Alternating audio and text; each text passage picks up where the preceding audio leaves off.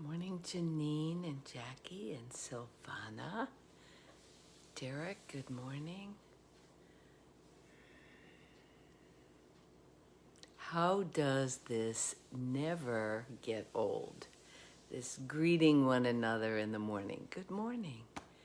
It's gray and rainy here, a little gloomy.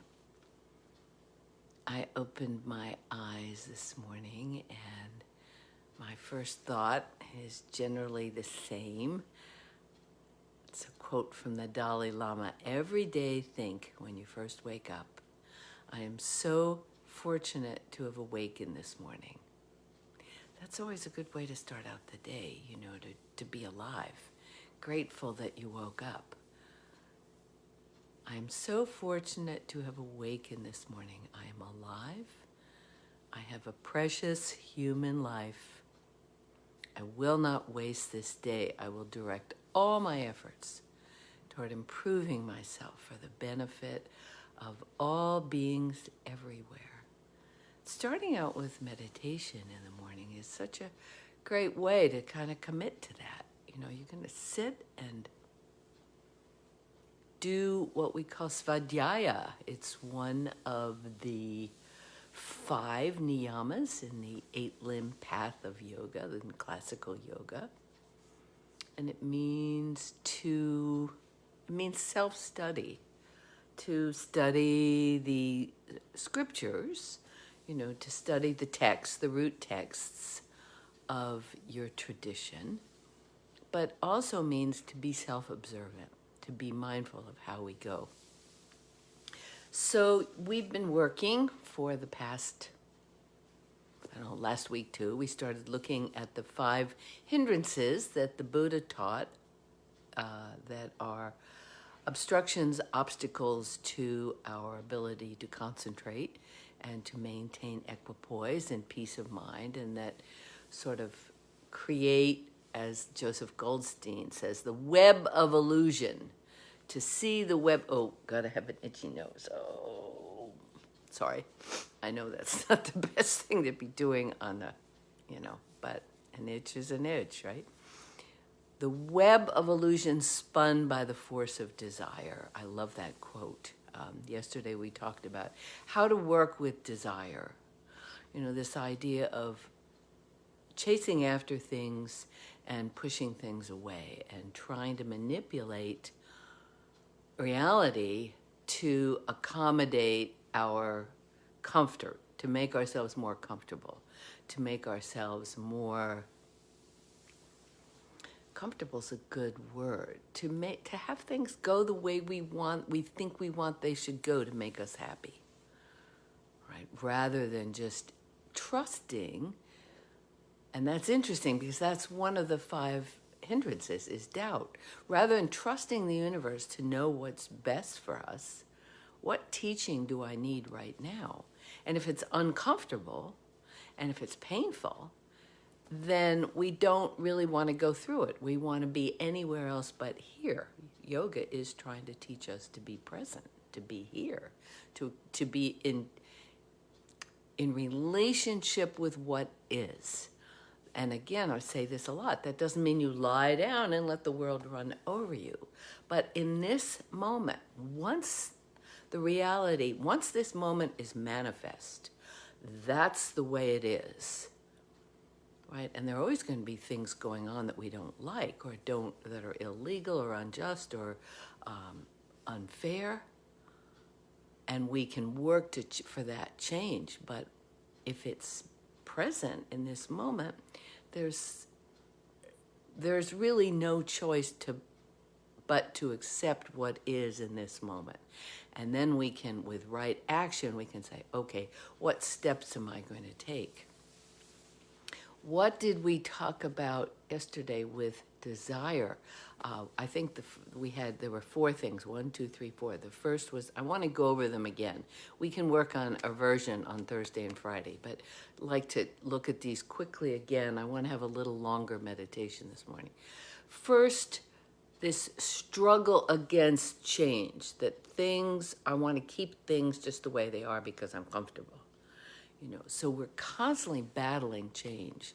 How many times have you heard someone say to you, "Oh, I don't deal well with change"? Do you think that's unique? Nobody likes change.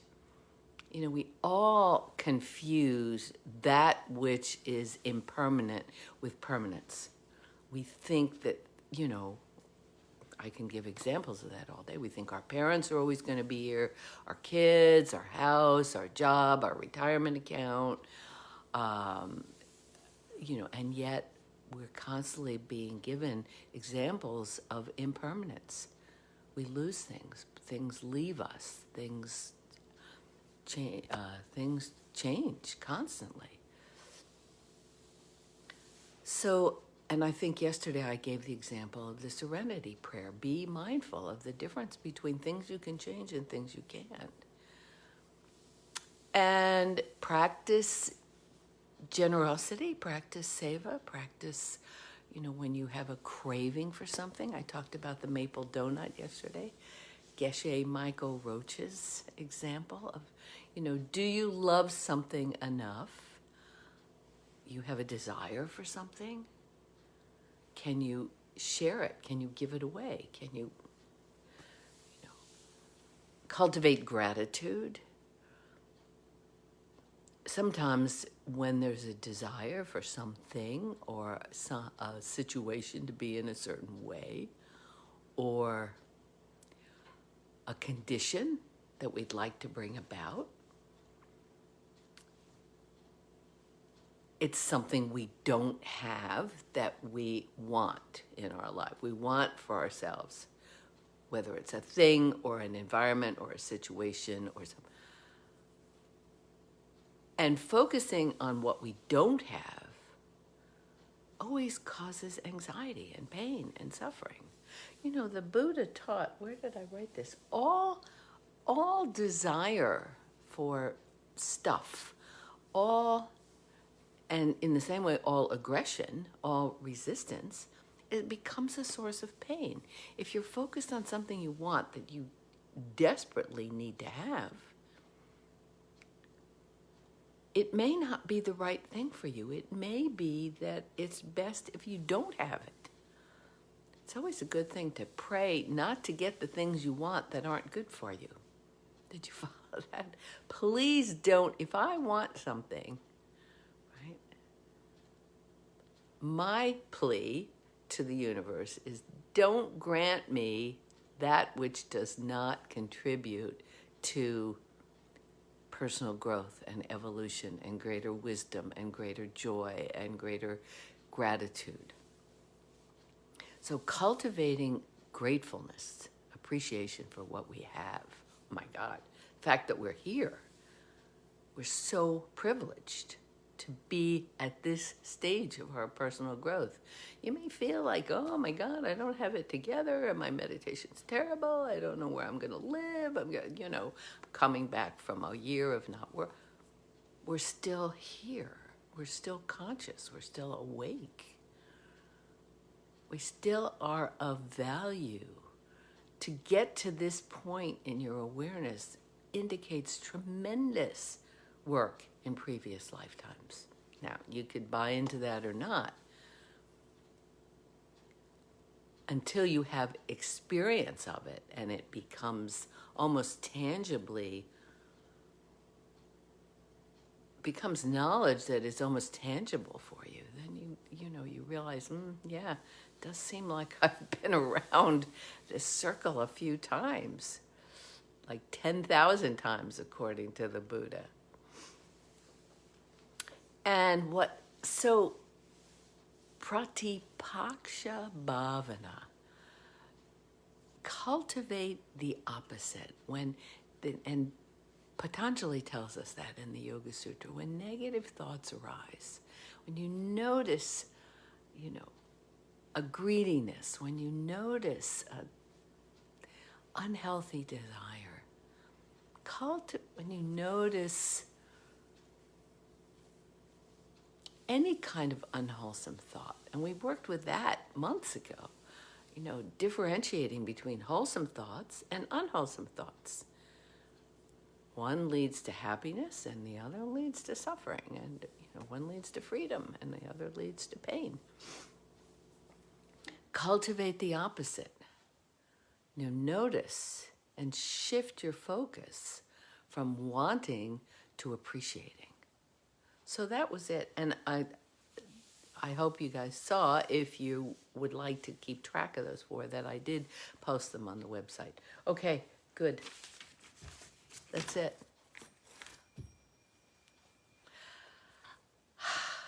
I'm a little brain fogged today. I spent 3 hours on the phone with my accountant yesterday doing numbers and taxes, and I shouldn't be telling you this right before meditation. Duh, get your mind going about taxes. But I'm just feeling like, whew, I did have a good sleep. Okay, take a deep breath.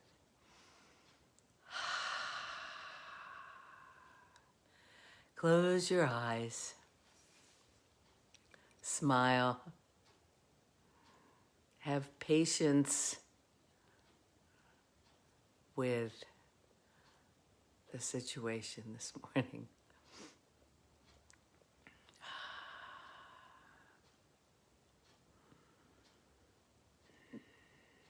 And bring your awareness to your sitting. Feel connected to the earth. Feel your weight pressing down into the chair, down into the earth.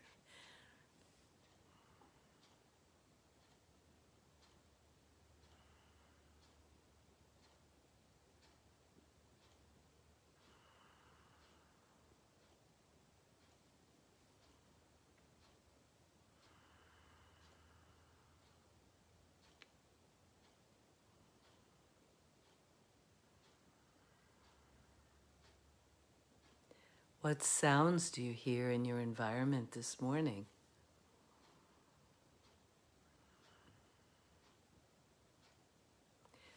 Let that help you bring your attention right into the present moment.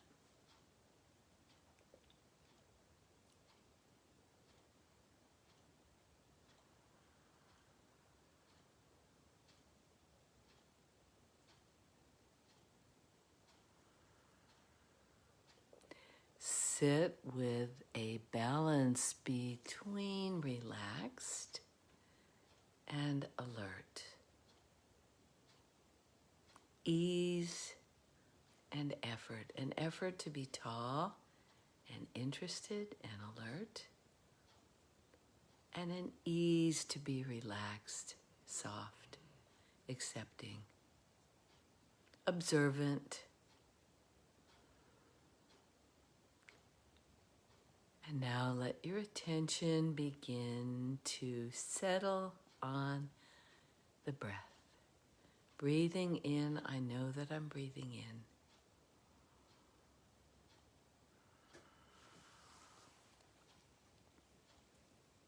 Breathing out,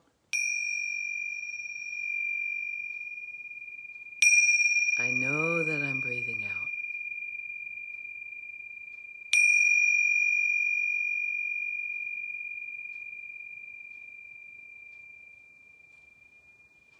And going from the breath to the quality of the breath, to awareness of the body, to calming the body.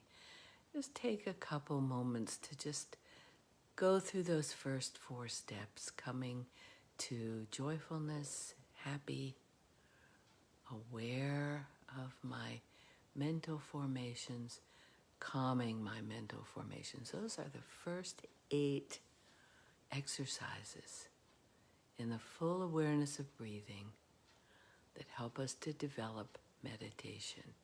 So by now, those should be fairly set in place for you. It's like going down the steps into, the floor below. You go one step at a time, slowly settling down into moving toward slowing down.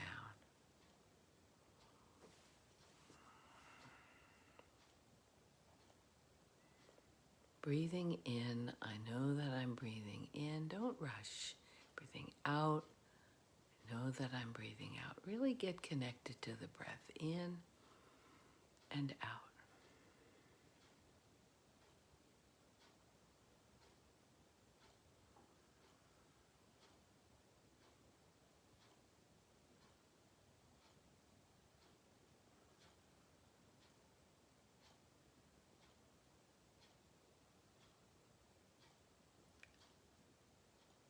Long or short.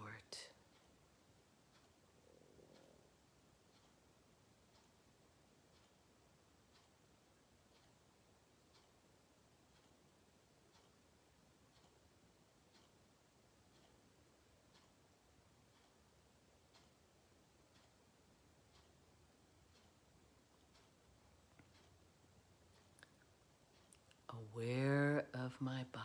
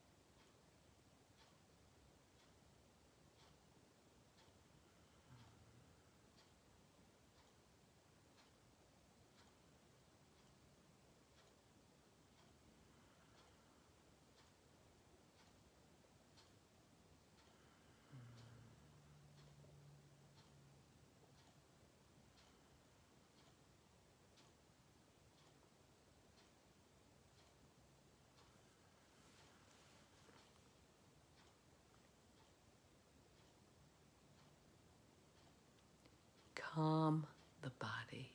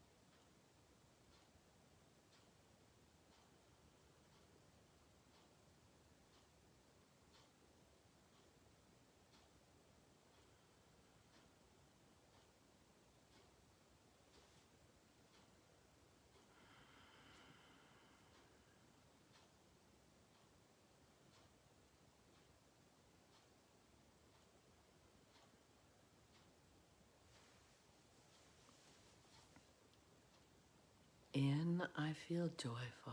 Out, I feel joyful.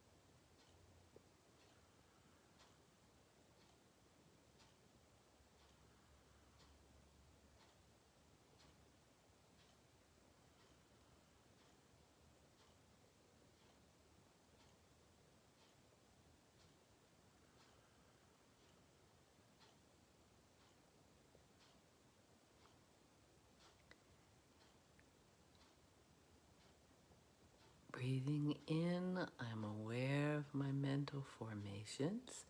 Breathing out, I'm aware of my mental formations.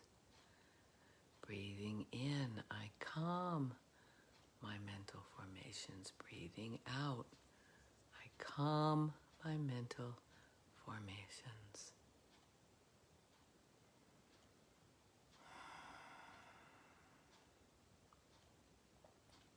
Sitting back, watching what is arising without judgment or analysis.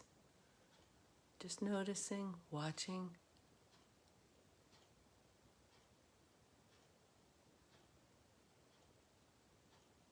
How things arise and pass.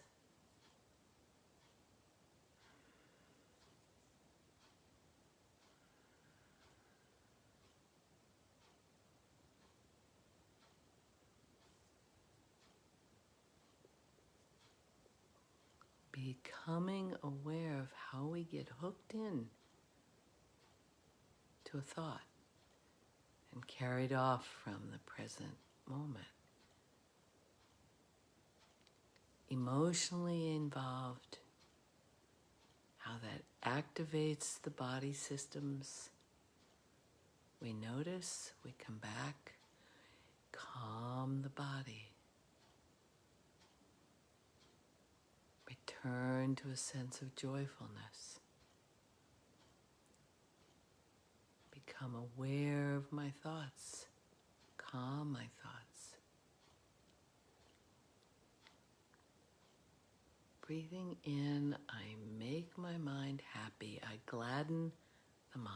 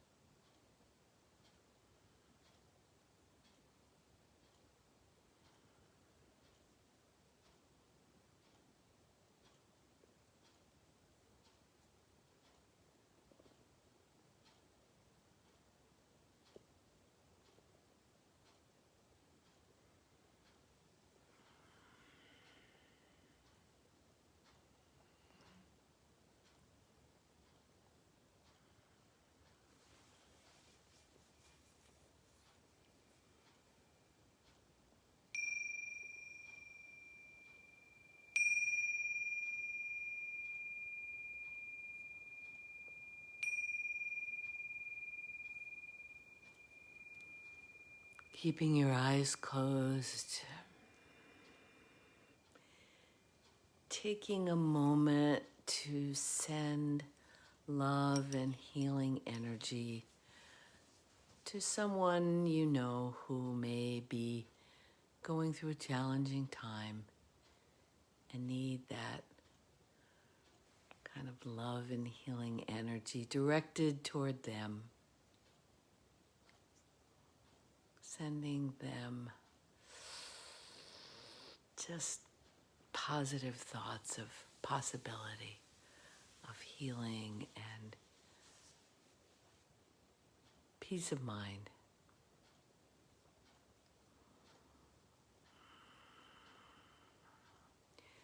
And then slowly, having a twist to your right and a twist to your left. And extending the spine, arching back, flexing the spine and rounding. Rubbing your hands together, resting your eyes and palms of your hands. Slowly opening your eyes. Why does this look backwards? Are you seeing it backwards too?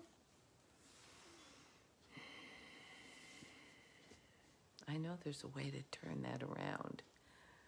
But celebrate impermanence, yes, end the futile struggle against change. Ha. Great way to deal with desire. Hi, Mary Beth. Good morning to Minnesota. Good morning to the eastern shore of Maryland. Good morning, Lex. And yeah, thanks, Mindy. Yes, backwards. I know there's some way to do the hi, Chrissy. Thanks. Hi, Stacy. Good morning. So, love you guys. Someone asked me to just review these 8 steps, which I tried to do during our meditation. That was, by the way, 17 minutes this morning. You know, breathing in, I know I'm breathing in. Breathing out, I know I'm breathing out. Second one is breathing in a long breath. I know I'm breathing in a long breath. Breathing in, out. You know, a long or a short or whatever it is. Becoming aware of the quality of the breath. Aware of my body. Calming the body. Those are the first 4. That's the first 4 tetrad. That takes you down into the body. That's the way to cultivate mind-body awareness. For example, while we were sitting, I had a thought like, duh, why did you mention taxes right before you were going to take them into meditation? That was stupid, right? That thought comes up, right? And then I see it, right? And I recognize that as I had that thought, there was a contraction in my stomach. There was a physiological change of response to stress. And so I went back to breathing in, I calm my body. Breathing out, I calm my body. That's what I mean by cultivating mind-body awareness. You become aware that what you think affects how your physicality, your well-being, your health. You know, that's why chronic stress is a killer. So that's one of the great things that yoga does, is it gives us the ability to tune into, connect the mind to the body and see how what happens with the body affects the way we think, and what we think affects the way the body responds. But when you're aware of that connection, you know, the way I just looked at that and said, oh, look, I don't want that contraction, that tension, that judgment about what I did or didn't do. It's done. So stupid. Who cares? It gives them an opportunity to deal with, you know, a distraction and overcome it. Oh, when you use the phone, the image, I got it. Thanks, Mark. Aren't I grateful to have you here this morning? I'll look at that later. So those are the first 4. The next 4, once you get to calming the body, that what happens for me and what happens for many people is that sense of calm stillness arises. That's a sense of joy. Breathing in, I feel joyful. Breathing out, I feel joyful. Breathing in, I feel happy. Breathing out, I feel happy. That's 6. Breathing in, I'm aware of my thoughts, my emotions. And they're called mental formations in the Buddhist tradition, the translation of the Pali, the language of Buddha. And breathing in and out, I calm the mental formations. Those are the first 8. Now, how do we deal with those, right? Again, our steps are as we're watching, we have a primary object that we're trying to focus on, the breath. 2, when we see something arising, we note it, we name it. Thinking, shopping, judging, anger, desire, wanting, whatever it is. Right? And then we begin that process of slowing down. Everything's just slowing until finally the 4th step is coming into stillness. That's the process of calming the pond. That's the first half of Vipassana meditation. Vipassana means insight, right? But before we have insight, we need to quiet the pond in our brain that is turbulent and stirred up. So as we quiet the pond, as the storm subsides, we come into clarity, start to slow down the churning, the toiling, the roiling, the roiling of the waters. Then these insights begin to bubble up. That's the way it works. And if you practice long enough, you have faith that it works. You know, faith begins to, it's trust, it's trusting in the system. I've been a student of this methodology for almost 50 years. So I have pretty good faith that this works. And I know that many of you have faith as well, because you've seen what the practice is, what having a yoga practice has done for your awareness, your joyfulness, your happiness, your life. So, there we go. It's 7:35. 70,000 thoughts a day to filter. Oh my. I should see what you're saying this morning. I haven't been paying attention. Hi, Kat. Britta. Faith is a big piece of it, Lex. You're right. It is for me. Ashta, grateful. Do not push the river. Thank you, Desi. So many wonderful teachers and activists and workers for the good of all out there in the Sangha. It's a strong community. Sending you much healing love. Me, you. Hi, Pam. Me, you. Good morning, Pam. Hi, Laura. Look at what a great group of leaders, compassionate leaders.